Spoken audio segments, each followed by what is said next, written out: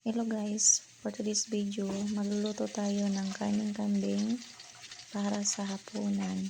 Una, maglagay ng mantika sa kawali at isunod paglagay ang bawang, halo-haluin at isunod ilagay ang onion. Halo-haluin ang onion hanggat ito ay mamumula at para maluto na siya. At isunod paglagay ang tomato paste. Ito ang tomato paste na to sa Saudi ito siya. Yan, lagyan natin ng tomato paste. Konti lang ilagay natin para hindi naman masyadong pulang-pula. Ayan, halo-haloin.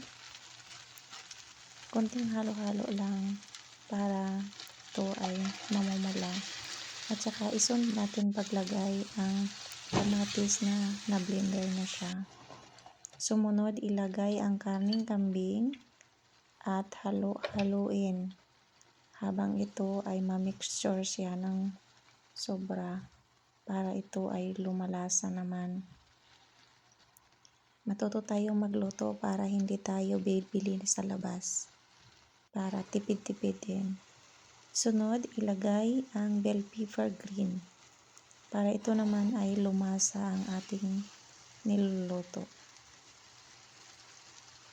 Halo-haluin lang natin. Matuto tayong magluto. Ayan, maganda na ang texture niya. Ilagay ang mga seasoning. May paminta yan siya, powder, at saka marami siya, spicy. Tapos sumunod, ilagay ang okra. Ayan, halo-haluin natin. Lagyan natin ng okra para sustansya. Ayan, halo-haluin lang habang ito ay ma-mix ng maganda. Ayan. Ayan, malapit na siyang maluto.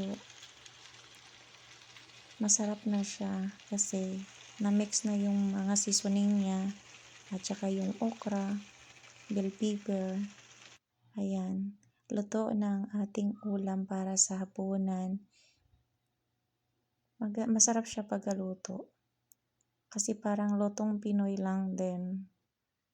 Thank you for watching guys.